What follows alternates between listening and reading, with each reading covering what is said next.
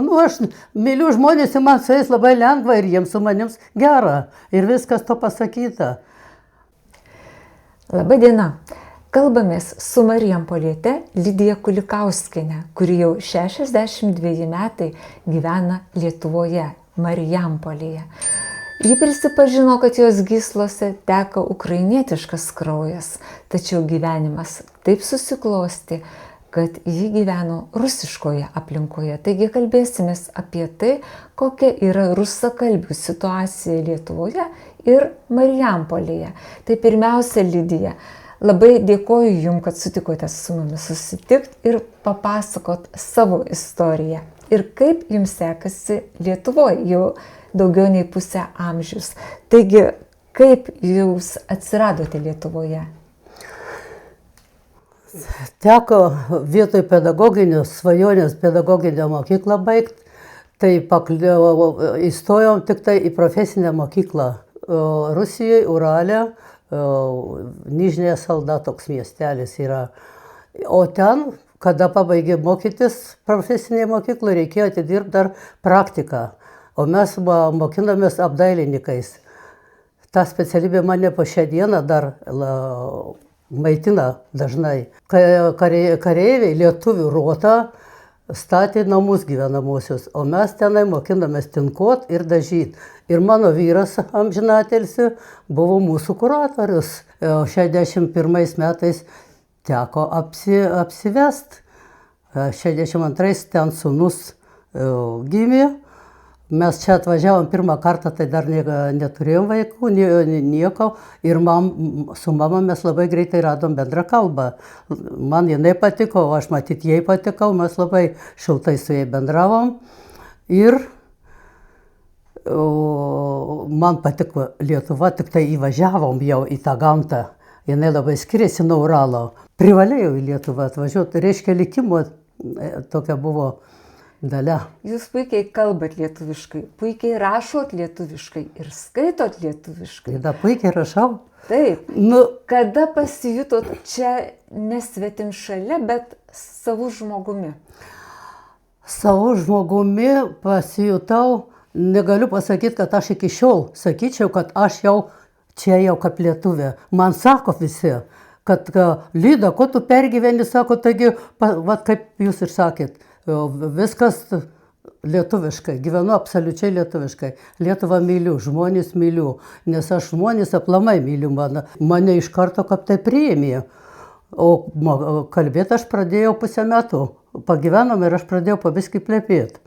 Ar jūsų namuose nuo pat pradžių buvo tiek daug lietuviškumo? Dabar matau lietuvišką sodą, verpstę, kuris, sakėt, sūnus padarė iš medžio.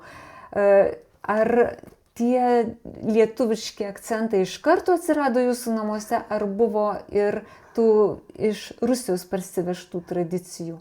Tradicijų, tai tik tai nebent šventės, tos Velykos, Kalėdos, pavyzdžiui, bet jos kadangi neatitinka visą laiką 2 savaitėm, nes pravoslavai turi kalendorių senovinį, o Lietuva, jau kada katalikija atėjo, tada kalendorius pasikeitė ir mes švenčiam tas ir tas.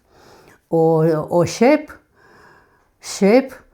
aš vis dėlto pasilikau taip iki galo pravoslavė, kaip nekeista mane tiesiog insiurbė ne tik tai religija, bet kunigas pajuto manyje kažkokią tai jėgą.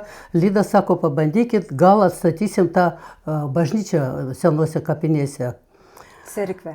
Taip, ir aš ten prabuvau daugiau 15 metų seniūne. O man reikėjo organizuoti ir aš galvoju, ar bus tų žmonių, kurie norėtų lankyti bažnyčią. Mūsų buvo grupelė rusų kalbos mokykla, kada čia buvo, tai ten mes susirinkdavome. Tai va, ir bažnytėlė stovė, ir veikia, ir labai gražu tenai. Ir kiek jie ateina tikinčiųjų? Per Velykas aš buvau aprašiusi, nuotraukų įdėjau savo Facebook'e, kad daugiau kaip 60 žmonių. Marijampolėje, Ir taip. iš aplinkinių vietų. Bet, į mano namas, va šitas, aš irgi pirmininkavau, mano pirmoji renovacija, kurią mane lasdavojo čia, kaimynai, ką čia tą sako, Kacapė sugalvojo, man perdavė tos žodžius. Tai ta vadinama Kacapė, kai jūs kažkas taip pavadinot, ar jautėt diskriminaciją, kažkokį paniekinimą, pažeminimą? Ar Tie, buvo tokių kurie dalykų? žmonės piktybiniai, kurie nemoka džiaugtis gyvenimu, tai jie be abejo kelyje pasitaikė ne vieną kartą ir ne du. Bet kad mane taip jau akivaizdžiai užgauliotų, tai gal porą kartų tik per visą gyvenimą, per 60 metų buvo. Pas mane labai daug draugų. Dirbau draudime su žmonėmis. Ekskursijos biuro direktorių būtinai pasikvietė dirbti pas save. Jūs tinkat, aš sakau, istorijos Lietuvos nežinau, kaip aš galiu būti ekskursijos biuro vadovė. O jums visko yra, parodė Talmudus, maršrutas ir aprašytas. Perskaitysit per naktį ir važiuosit. Ir akurat, 15 metų prabuvau. O kaip jūsų tie iš 60, kurie rusakalbiai, ar nesako, kad Lida, tu čia per daug sulietuvėjai, kur tavo rusiška Kad per daug tai tapatybė? nepasakė niekada, bet, tu tai sako sulietuvėjai, tai kaip reikia. Kadangi jie nepažiūrėjo į mane piktybiškai, kad aš ten kažką tai negerai darau, ar ką, kad jau sulietuvėjau, sakau, pačios suprantat, kad mano yra antroji pusė dalies gyvenimo su jais, dirbu su jais, kaip gali būti dar kitaip negali būti. Mano iš tikrųjų tai rusizmo liko tik tai bažnyčia. Aš buvau katalikė vieno momento, aš kažkodėl pradėjau ieškoti, kaip Nachimovas žuvo laivas, o aš jame ten buvau, dar turiu medalį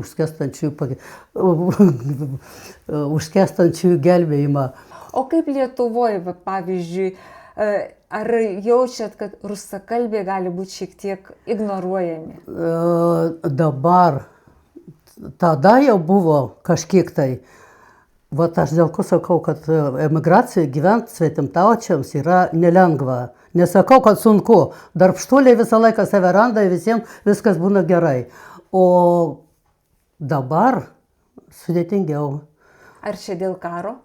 Aš manau, kad dėl karo, nes kam patinka karas? Niekam jis nepatinka, bet tai yra globalios jėgos, kurios kariauja, o mums tik tai belieka priimti kaip po faktą. Kai jūs susitinkat su savo rusakalbių bendruomenė, ar kalbatės apie tai?